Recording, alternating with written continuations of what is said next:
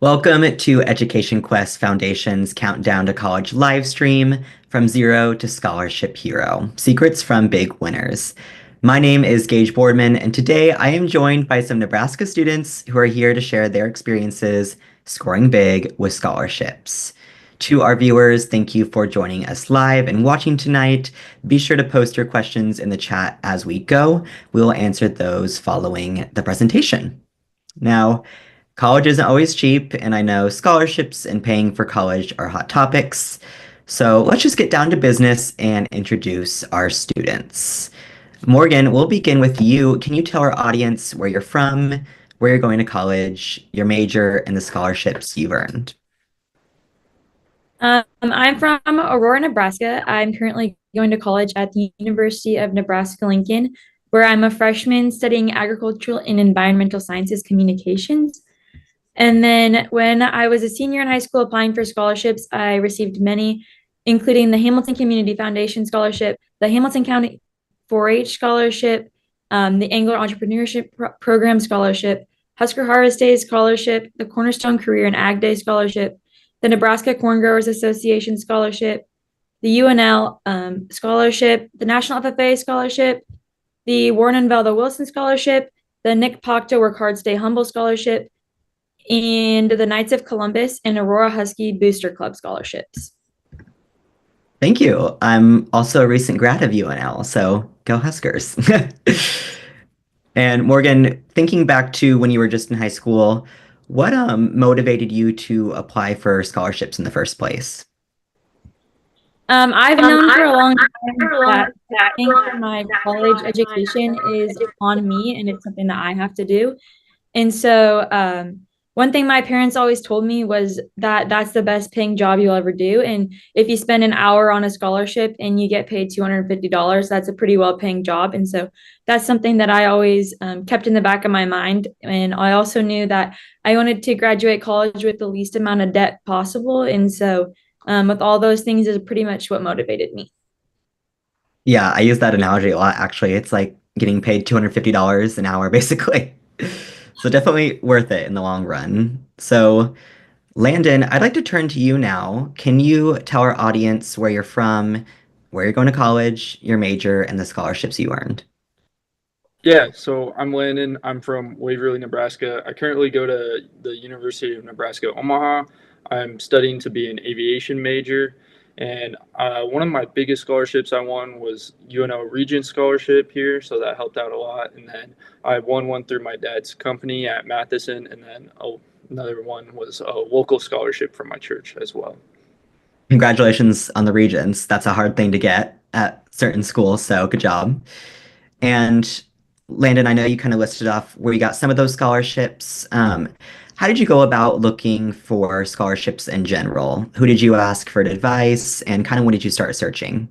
Yeah, so from our counselor's advice, started looking early. My mom was a teacher at the school and good friends with the counselor, so kind of just bouncing back between the both of them, kind of pointed me in the right direction. And if I had any like questions or anything, my mom was definitely my go-to for that. But the school guidance counselor helped out a lot. Awesome. Yeah, guidance counselors are best friends when it comes to scholarships, to be honest. And so, Sydney, are you with us? Do we have audio, Sydney? Hope so. Yes, I can hear you. Okay, good. Awesome. Okay, so I'd finally like to introduce Sydney. Sydney, can you tell us where you're from, your college, your major, and the scholarships you've earned?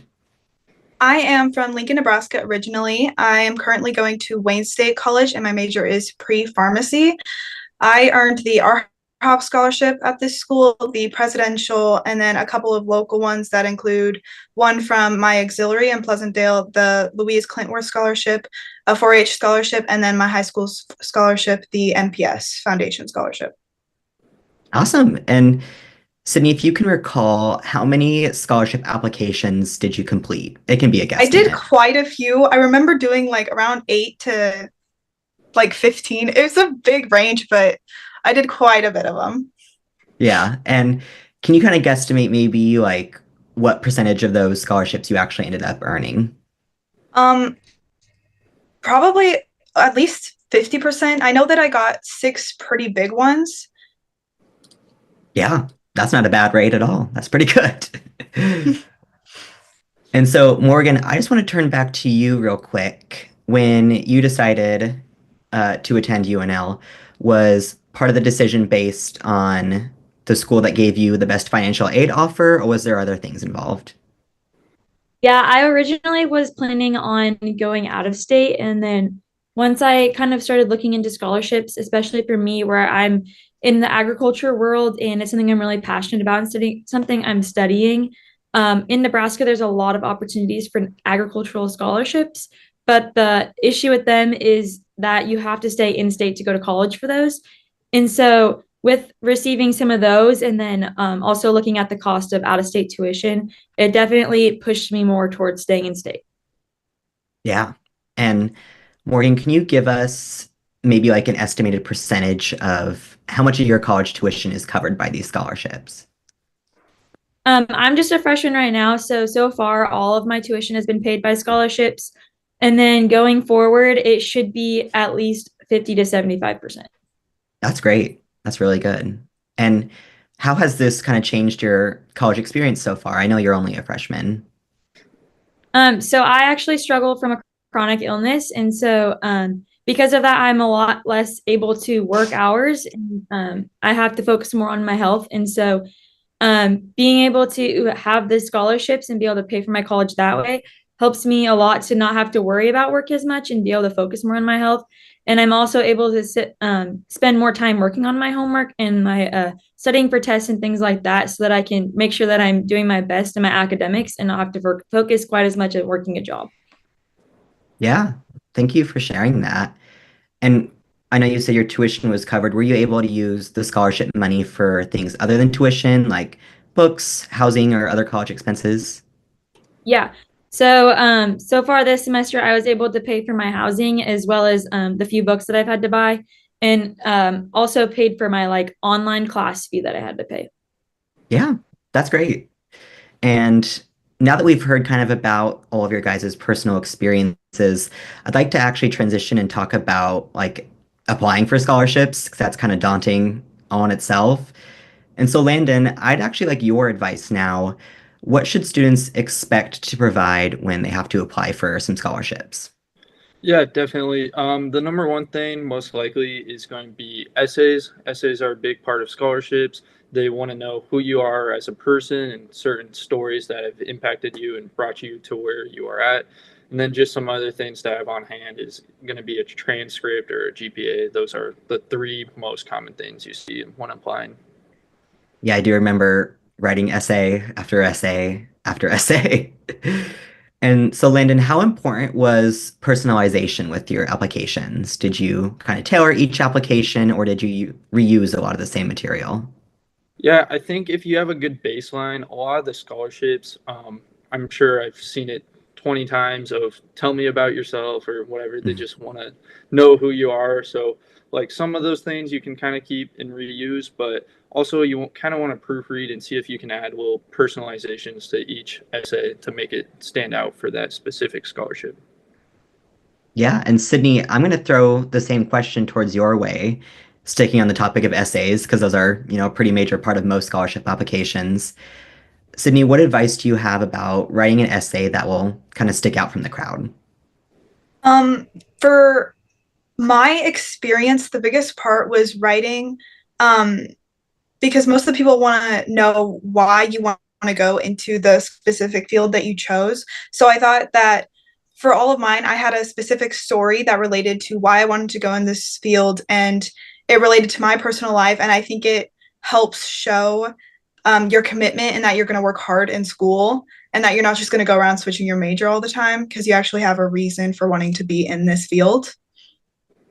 Yeah, that's a great answer, because I mean, at the end of the day, a lot of these scholarship committees just want to get to know you and, why you're passionate. So that's a good answer. And Morgan, I'm actually going to throw you the same question just because, again, essays are a huge part. So as much advice would be great. So Morgan, what advice do you have for writing essays? One thing that I always try to do is if it gives me 500 words, I try to get to about 490 and just fill the space as much as I can. And then when I'm finished writing, I always have somebody else look over my work. Whether that was my mom or one of my English teachers in high school, somebody had always proofread what I writ or what I had wrote. And so before I turned it in, just to make sure it was the highest quality it could be. Yeah, I do definitely recommend proofing. There was a couple times where I didn't, and definitely read some typos when I went back and read through them. So I always get two eyes on your essays. And so one final question before we turn to some of the audience questions. And Sydney, I think I'll throw this one back to you. What just final general advice do you have for high school students who are looking for help paying for college? My general advice would to apply for as many scholarships applications as you can, anywhere you can, whatever gives you the best offer. If it feels right to go there, go there. Even apply to the ones that you don't think you're gonna get, because like there were a couple I applied for. I was like, huh, I didn't know that existed, but I'll go for it. And I got a couple of those. So just apply for as many as you can. Yeah, and just like we talked about earlier, if you're applying for these and you get them, that's basically $250 an hour. Say you only wrote like an essay for 30 minutes. That's still a pretty big payoff. So apply for as many as you can get. And actually, Landon, I'm going to throw this question to you too. Do you have any kind of final general advice for high school students? No, I would just say apply for as many as possible. If you've narrowed down which college you're going to, see if they have any like special scholarships for incoming freshmen. Those potentially have the case to get overlooked, as well as like local ones. Sometimes the smaller ones get overlooked as well, and they end up paying off in the end if you win $500 from it. Yeah. Great. A big thank you to you three for sharing your advice and your experiences so far. So, we're going to turn to our viewers' questions real quick. Again, if you have a question, please feel free to put it in the chat. Let me get started with Morgan. I'll send this one your way. Is it worth the time to apply for like small local awards and scholarships? Yeah, a lot of mine are local scholarships that I received. And they don't seem like as small of a number, but a few of the times they didn't have enough applicants. And so I actually received a larger number than what was advertised, which was really nice.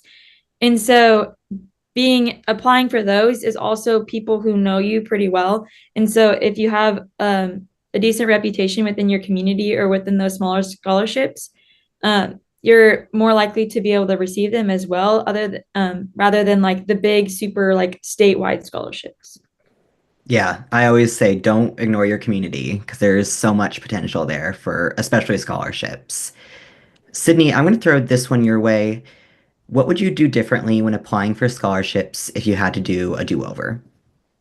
I would probably apply to more than I did, and I would take more time tailoring each essay to specify, make sure the prompt is definitely answered, try and add as much as I can, because I definitely lost some steam with all the ones I was applying for. So I think I would just go back and make sure that they were better than they were. I probably would have earned a bit more than I did. Yeah, I get that. It's okay.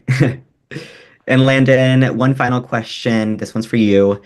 How conversational versus professional were you in your essays that you wrote? I think it definitely depends on what organization is giving out the scholarship. Obviously, if it's your college, you kind of want to be a little personal, but keep it very professional. I think the most part is you kind of want to tell a story if you can. That way it resonates with whoever's reading it, the scholarship committee, and you kind of stand out.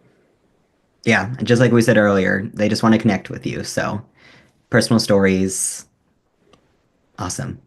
Well, thank you, Morgan, Sydney, and Landon, for joining us tonight. If we didn't get to your question, you can reach out to any of our offices for free help. You can find our contact information at educationquest.org.